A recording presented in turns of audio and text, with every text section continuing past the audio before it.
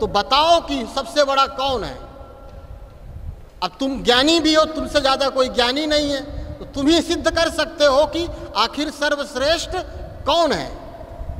तो एक दिन शिवरात्रि का समय था और हम विश्वनाथ जी से दर्शन करके बाहर निकल रहे थे, और उस दिन हम बाबा से बहुत रोए थे अंदर मंदिर में।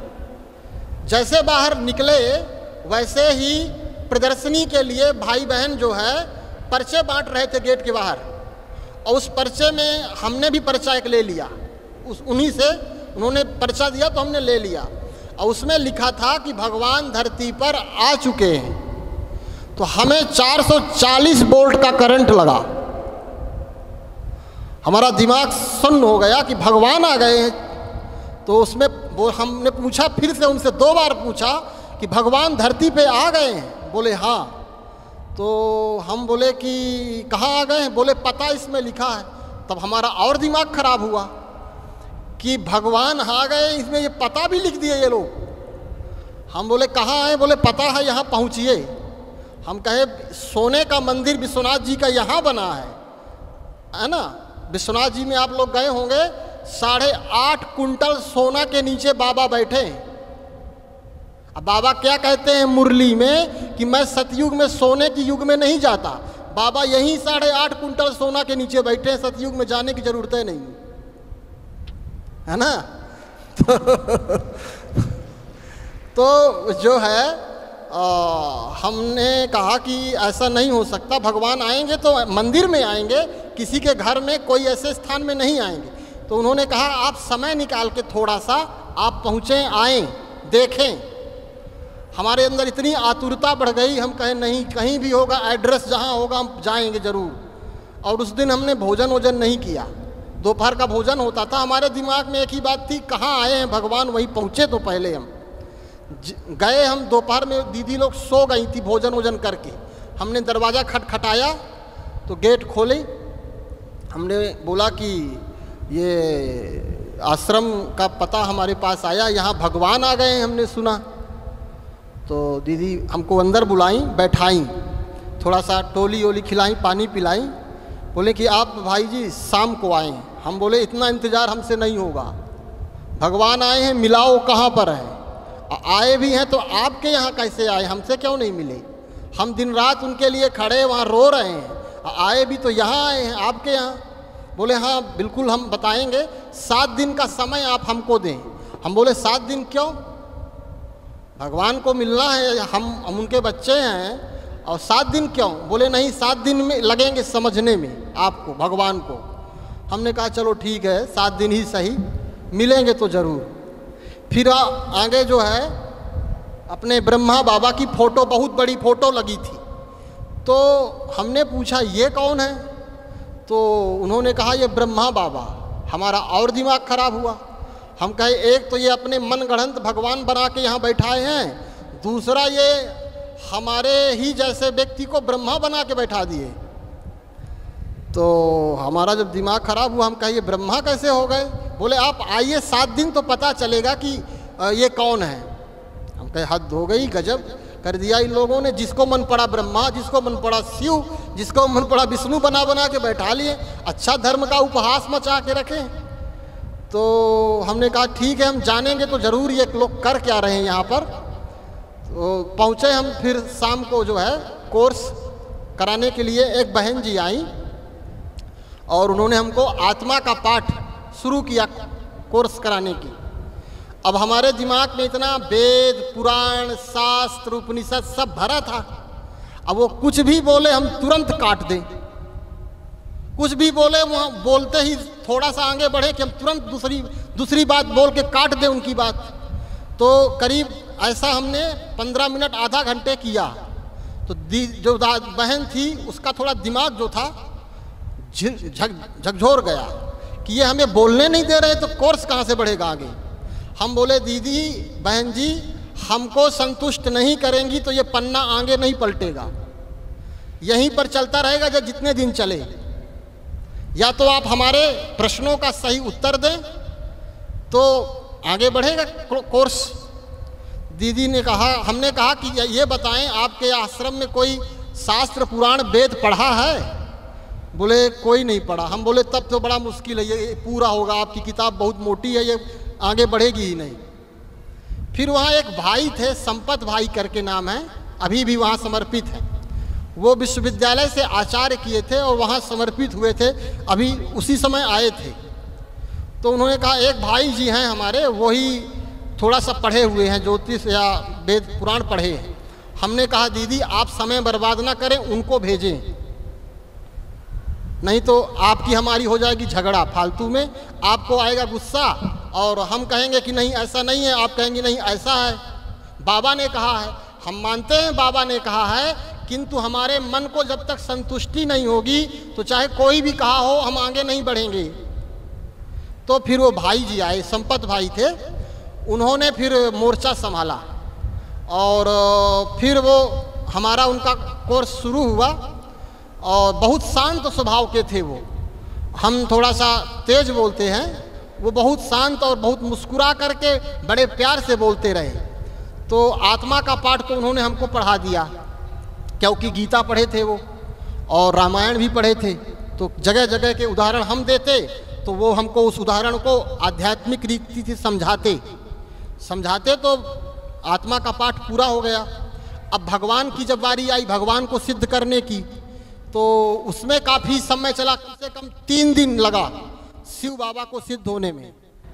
3 दिन चला हमारा उनका संवाद। तो भगवान भी जो है करीब करीब उन्होंने, मुश्किल लगी जरूर, लेकिन 1 हफ्ता के अंदर ये सिद्ध हो गया कि परमात्मा निराकार है और ज्योति स्वरूप है।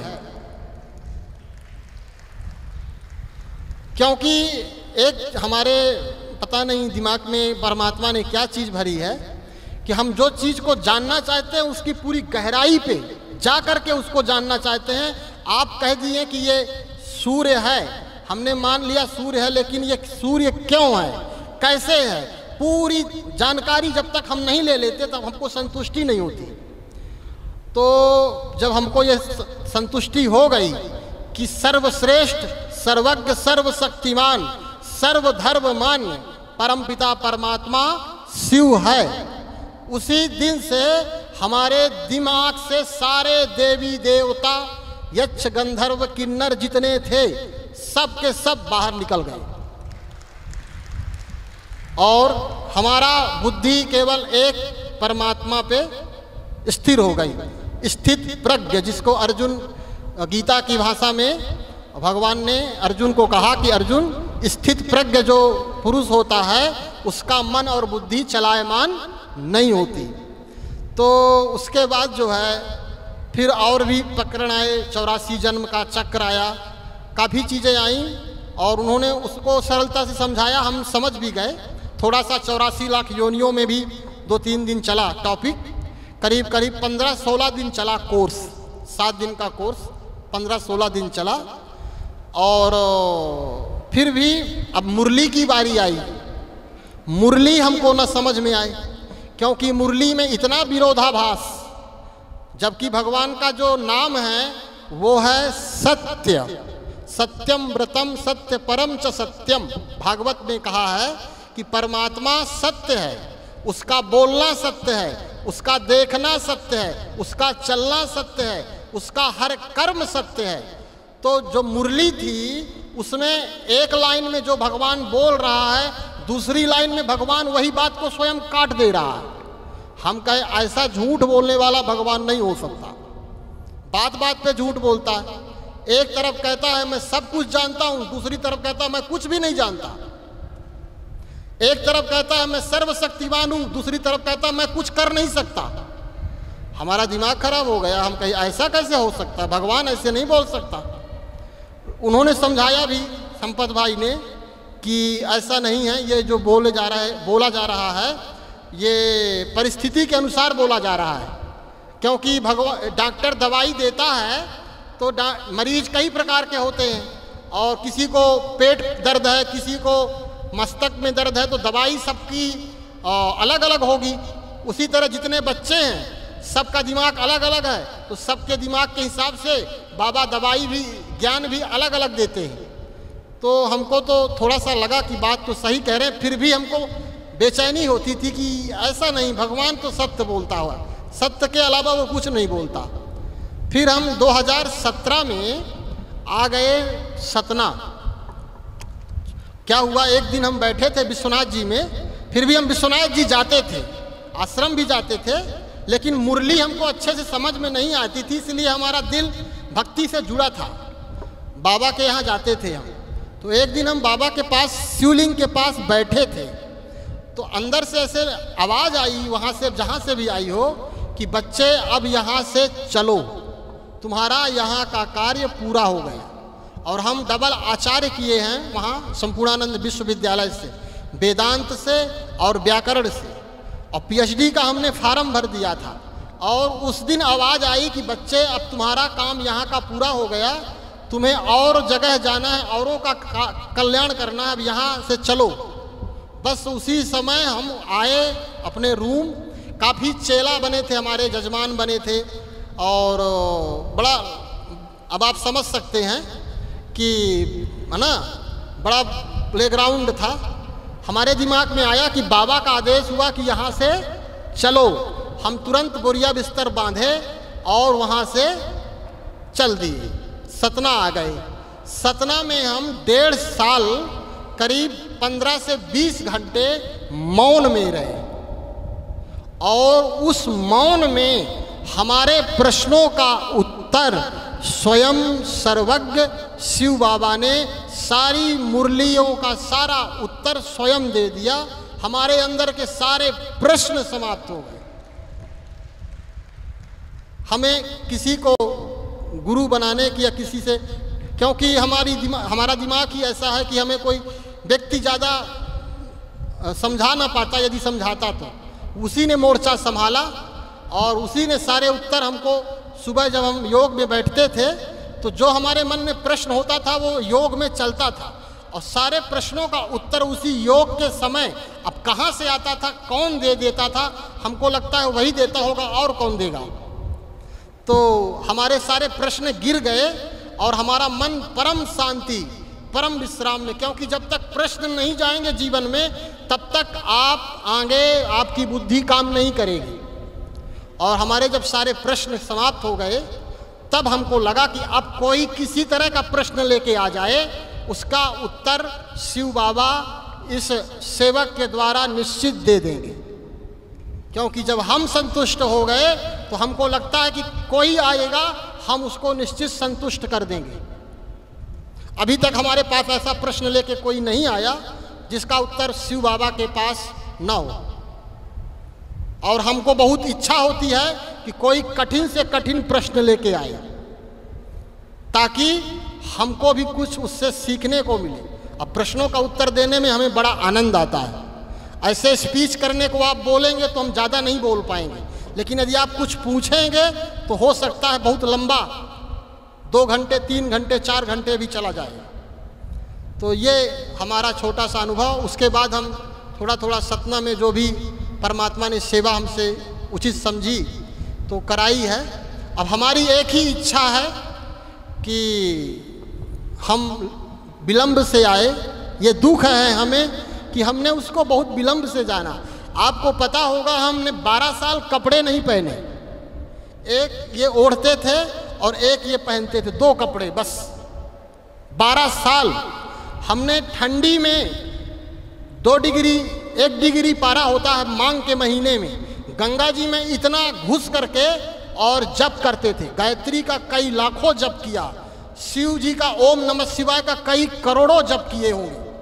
उसको जानने के लिए हमने पता नहीं नंगे पांव पूरी काशी की परिक्रमा लगाई, 75 किलोमीटर की, जेठ की दोपहरी में। इतने बड़े बड़े पैर में फफोले पड़ गए। अब जब उसको पाया तो अब हमारे पास शब्द नहीं है, क्योंकि उसकी कीमत आपको क्या हुई पता चली। समझ में आया? प्यासा ही पानी की कीमत बता सकता है कि ये पानी कितना अमूल्य है। नहीं तो पानी तो बहता रहता, क्या कीमत है पानी की? कोई कीमत नहीं। लेकिन जो प्यासा है ना वो बताएगा। एक छोटी सी कहानी आपको सुनाएंगे हम। और एक राजा था, वो राजा जंगल गया था शिकार खेलने, और शिकार खेलते खेलते रास्ता भटक गया और रेगिस्तान में फंस गया जहाँ की पानी का नामो निशान नहीं। अब प्यास इतनी थी कि उसके प्राणों की बाजी लगी थी कि अब प्राण चले जाएंगे। तो एक आदमी उसी रेगिस्तान में उसको दिखा राजा को। राजा भागा कि शायद है कि इसके पास एक घूंट पानी मिल जाए। तो राजा ने उससे हाथ जोड़ के पैर पकड़ के कहा कि एक घूंट पानी मिलेगा क्या? तो वो रखा था पानी बाटल में। उसने समझ गया कि राजा का जीवन पानी पे ही आश्रित है। तो उसने पूछा, उसने कहा कि मिलेगा पानी, लेकिन ये बताओ कि एक घूंट पानी में तुम क्या दोगे मुझको? उसने कहा मैं पूरा राज्य दे दूंगा तुमको। एक घूंट पानी दे दो, मैं अपना पूरा राज्य, सिपाही, मंत्री, रानी, दास दासी सहित सब दे दूंगा, एक घूंट पानी दे दो। उसने दे दिया एक घूंट। प्यास बुझी नहीं और भड़क गई प्यास एक घूंट पानी पाके। तो उसने पूछा कि, उसने कहा एक घूंट और दे दो। बोले एक घूंट और देंगे तो क्या दे दोगे? बोले ये जीवन, मेरा राज्य, जहां तक राज्य है मेरा, जिस क्षेत्र तक, संपूर्ण सब कुछ तुमको समर्पित करता हूं मैं, एक घूंट और दे दो। तो उसने उसको दूसरा घूंट भी पिलाया। थोड़ा सा उसकी प्यास शांत हुई। तब राजा को ज्ञान आया कि बताओ, इतना मैं राज्य कमाया हूं, 60 साल कितने राजाओं को मारा, कितने सिपाहियों को मारा, कितना खून खराबा किया राज्य बनाने के लिए बढ़ा, उसकी कीमत कितनी है? मात्र 2 घूंट पानी।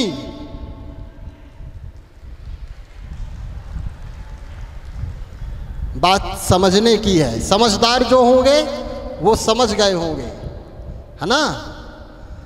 जब तक प्यास नहीं आएगी तब तक परमात्मा को हम पी नहीं सकते। वो पीने का विषय है, वो जीने का विषय है, वो कानों से सुन करके यहाँ से सुन के यहाँ से निकालने का विषय नहीं, वो किसी को सुन के दूसरे को बताने का विषय नहीं। वो पियो, वो ऐसा रस है ना? देखिए, कृष्ण ने, ब्रह्मा ने पिया। सबसे ज्यादा शिव बाबा को किसने पिया? ब्रह्मा ने पिया।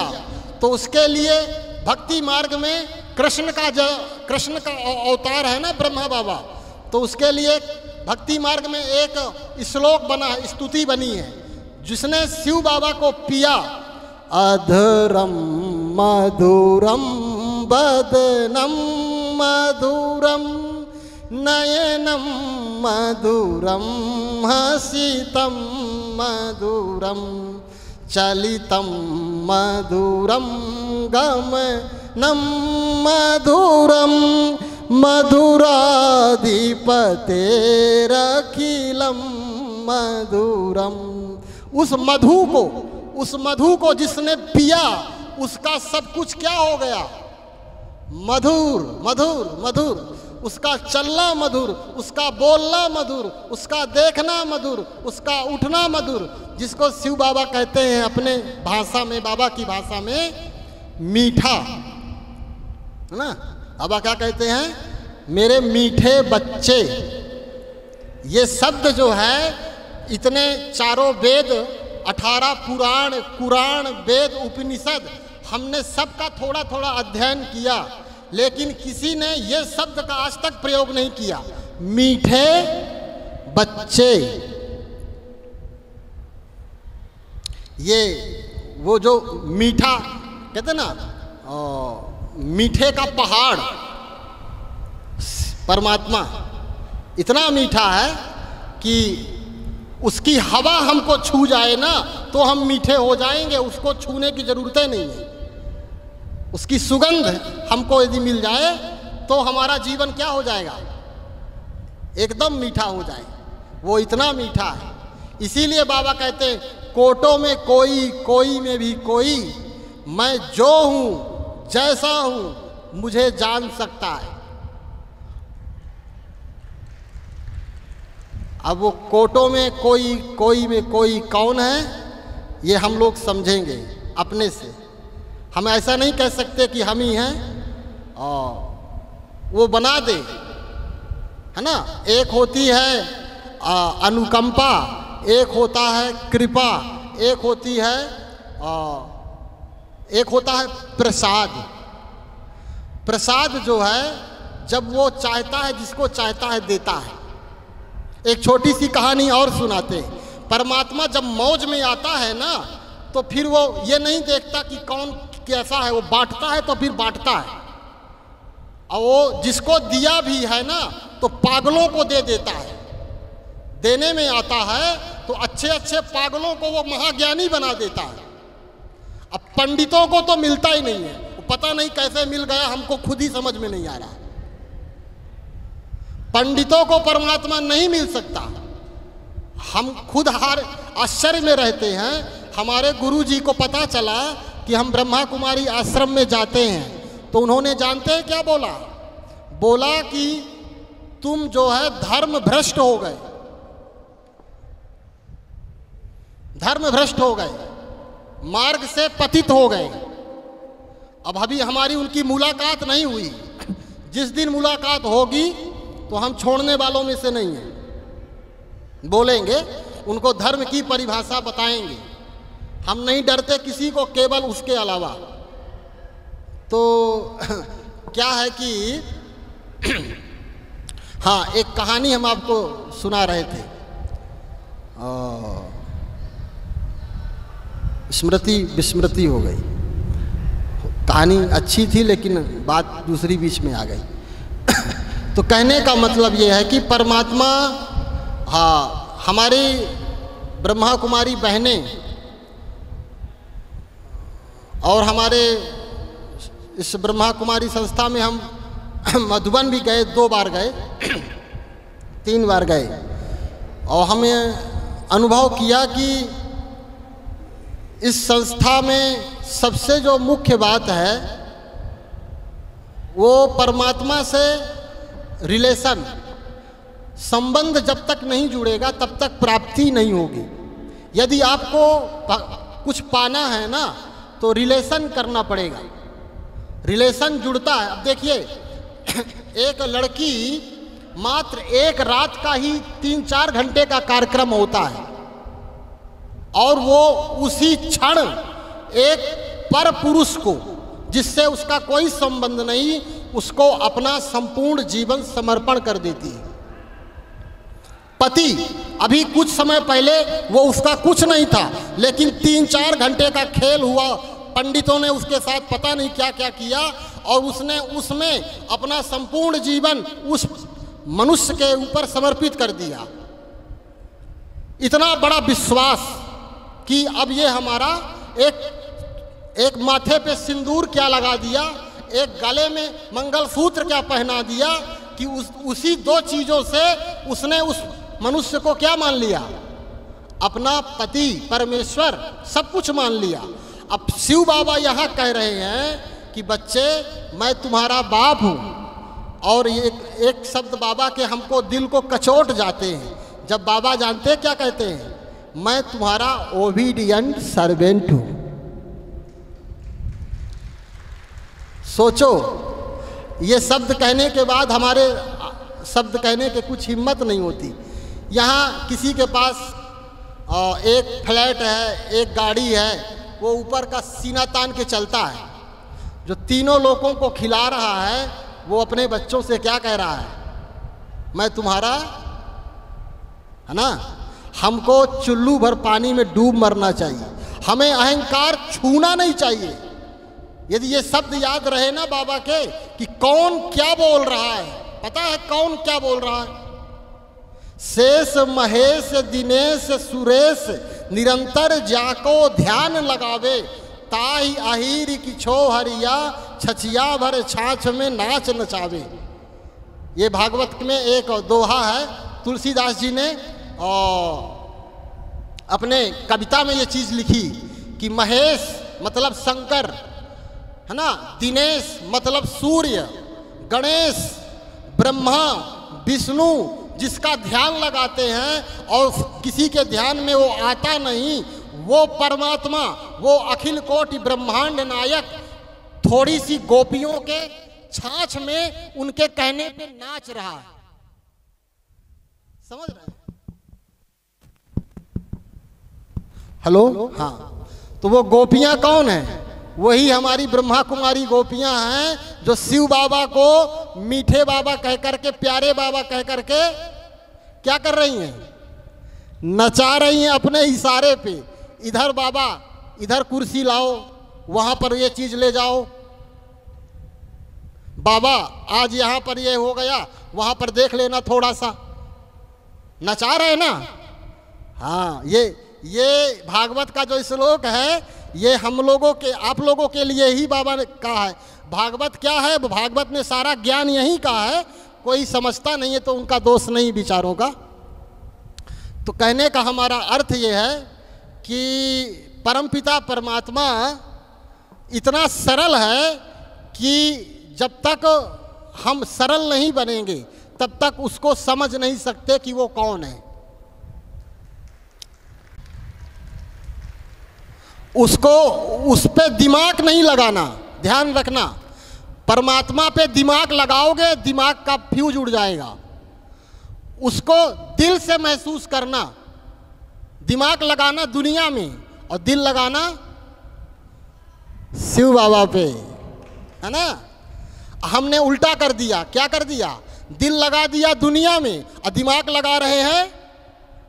अब पकड़ सकते हो, जीवन में नहीं पकड़ पाओगे वो क्या है। सुनते रहो मुरली, नहीं पकड़ पाओगे। वो दिल का विषय है। ये तो प्रेम की बात है उधो, बंदगी तेरे बस की नहीं है। वो प्रेम का विषय है। उसको तुम ऐसे सोचो कि बाबा तुम्हारा हम सेंटर बनवा दे, तुम्हारे लिए ये कर दे, हमारा काम कर देना, अपना पैसा अपने पास रखो। वो प्रेम में ही बांधा जा सकता है, बाकी दुनिया की कोई रस्सी नहीं जो उसे बांध सके। यशोदा ने कृष्ण को बांधना चाहा, अधिकार से नहीं, और अहंकार से बांधना चाहा कि ये मेरा लड़का, मैं बांध लूंगा। कई रस्सियां लाई, सब रस्सियां छोटी पड़ गई, 2 अंगुल, है ना? 2.5 अंगुल छोटी पड़ गई। वो 2.5 क्या है? पोथी पढ़ पढ़ जग मुआ, पंडित भया न कोय। 2.5 अक्षर प्रेम के, पढ़े सो पंडित होए कबीरा। प्रेम से उसको पढ़ा जा सकता है, बाकी उसको पढ़ना किसी के बस का नहीं है। हमारी दादियाँ बाबा को जितना नचाई हैं उतना कोई नहीं नचा सकता। हमारी जो दादियाँ हैं वही हैं गोपियाँ। बाबा का खूब मजा ली हैं, खूब आनंद ली हैं। भोगी और योगी में क्या अंतर है पता है? नहीं पता होगा आप लोगों को, आज हम बता रहे हैं। जो परमात्मा को भोगता है वो योगी, और जो प्रकृति को भोगता है वो भोगी।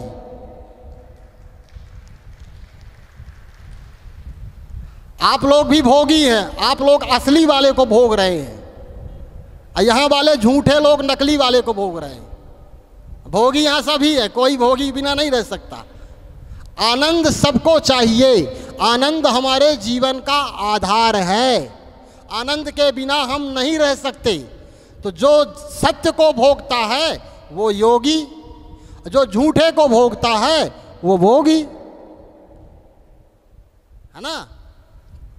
तो कहने का मतलब है कि हमें परमात्मा को दिल से रिश्ता उससे जोड़ना है, एक ही काम पे ध्यान देना उससे, उसको अपने करीब से करीब रिलेशन से जोड़ो।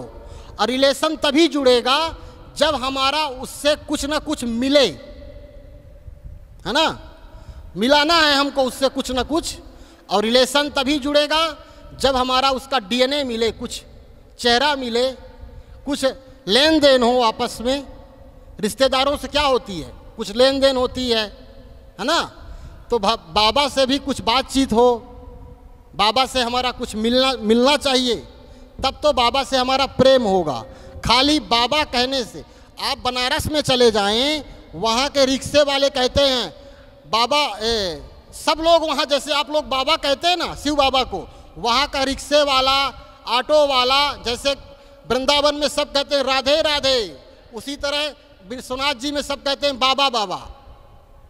तो हम लोग भी यदि बाबा को बिना बाबा के स्वरूप को जाने, बिना उससे संबंध जोड़े बिना बाबा कह रहे हैं, तो हमारे बाबा का कोई मतलब नहीं है। एक मुरली में हमने पढ़ा, बाबा ने क्या कहा कि सारे खजानों की चाबी है, दिल से कहो मेरा बाबा। बहुत गहरी बात है, इसको आप हल्के में मत लेना।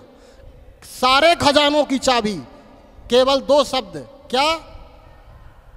अब सोचिए, मतलब जितना कुबेर का भंडारा है ना, जितना माल रखा है शिव बाबा के पास, सब की चाबी का ताला मेरा बाबा। और सब लोग यहाँ मेरा मेरा बाबा कहते रहते हैं, और किसी के पास कुछ नहीं है, सबके पास अकाउंट में देखो, कहीं भी देखो, कुछ नहीं है। इसका मतलब क्या? इसका मतलब बाबा को आप दिमाग से बोल रहे हो मेरा बाबा। कहाँ से बोलना है? दिल से बोलो। क्या बोलो? मेरा बाबा। देखो, दिल से बोलोगे उसी समय ताला खुल जाएगा तुरंत। और सबसे ज़्यादा बाबा माताओं को प्रेम करते हैं, बहनों को। पहले हम माताओं से डरते थे, जब भक्ति मार्ग में थे तो हमको लगता था कि नारी जो है बहुत ज़्यादा माया, नारी को हम माया समझते थे, क्योंकि नारी जो है प्रकृति का रूप है, काम का रूप माना है शास्त्रों में नारी को। लेकिन जब बाबा की मुरली हमने पढ़ी, तब हमें पता चला कि नारी ही स्वर्ग का द्वार है। और उसी दिन से नारी के लिए हमारे दिल में इतना सम्मान आ गया, इतना सम्मान आ गया कि हम शिव बाबा से भी ज़्यादा नारी का सम्मान करते हैं, क्योंकि जिसके सामने वो अपना सर झुका रहा है वो साधारण नहीं हो सकता। इसलिए आप अपने को साधारण नहीं समझिएगा। नारी परमात्मा की सर्वश्रेष्ठ रचना है। परमात्मा ने अपना जितना गुण है सब नारी के अंदर डाल दिया है। नारी में वो शक्ति है कि बिना खाए पिए वो 2 दिन तक घर का काम करती रहेगी, किसी को पता ही नहीं चलेगा कि वो खाई है कि नहीं खाई। हमको सुबह नहीं खाए दोपहर तक में लाल पीला दिखाई देने लगेगा पुरुष को। ये शक्ति महाशक्ति है नारी। इसीलिए हमारे देश को भारत माता कहा गया है। किसी देश के साथ माता शब्द का संबोधन नहीं किया गया, अमेरिका माता, इंग्लैंड माता, ना, भारत माता, क्योंकि माता ही है। और अभी एक विषय पर हमारी चर्चा हो रही थी, हम कुछ लोगों के पास बैठे थे एक समय, कि नारी जो है, नारी की कोई जाति नहीं रखी समाज ने।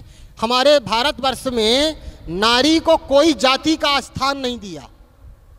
आपको सुनकर के हैरानी होगी कि ब्राह्मण है, क्षत्रिय है, वैश्य है, शूद्र है, चार जातियां हैं ना, लेकिन नारी की कौन जाति है? कौन बताएगा? स्त्री की कौन जाति है? स्त्री को इतना नीचा गिरा दिया है भारत में के पुरुषों ने कि स्त्री को शूद्र जाति तक में भी नहीं रखा। क्यों? क्योंकि स्त्री का विवाह जिसके साथ होगा उसकी जाति वहीं से बनेगी। जब तक उसका विवाह नहीं हुआ तब तक उसकी कोई जाति ही नहीं है। सोचिए कितना बड़ा अपमान, इतनी बड़ी शक्ति को कोई स्थान नहीं दिया नारी को।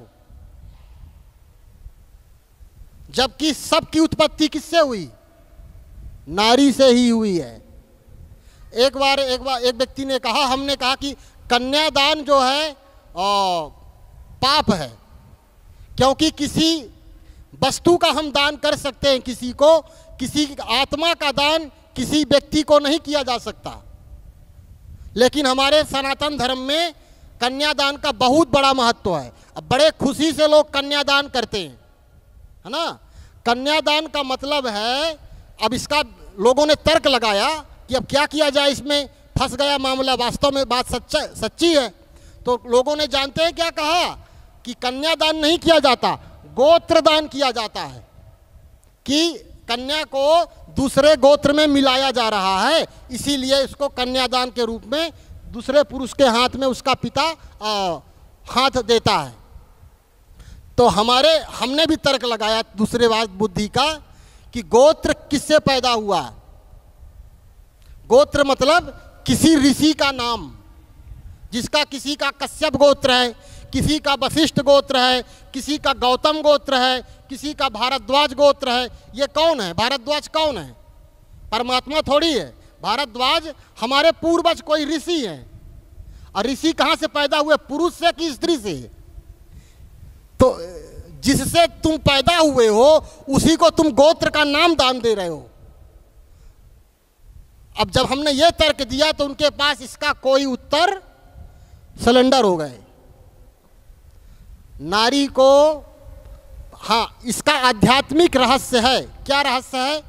नारी, देखिए पंडितों ने कितनी चालबाजी की है। पंडितों की चालबाजी देखिए, पति को परमेश्वर बना दिया। अब किसको कन्यादान कर रहा है? परमेश्वर को। अब एक साधारण पुरुष जिसको ठीक से खाना और ठीक से बोलना नहीं आता, चलना, उसको क्या बना के बैठा दिया? परमेश्वर। पति परमेश्वर है। अब परमेश्वर को आत्मा परमात्मा को दान की जा रही है। तर्क देखिए कितना सुंदर लगाया है। लेकिन आध्यात्मिक रहस्य क्या है इसका? वास्तविक में कन्यादान लेने का अधिकारी केवल कौन है? परमपिता परमात्मा ही आत्मा का कन्यादान ले सकता है। कोई पुरुष में इतनी हिम्मत नहीं कि किसी आत्मा का दान ले सके। ये बात हमारे पंडितों को पता थी।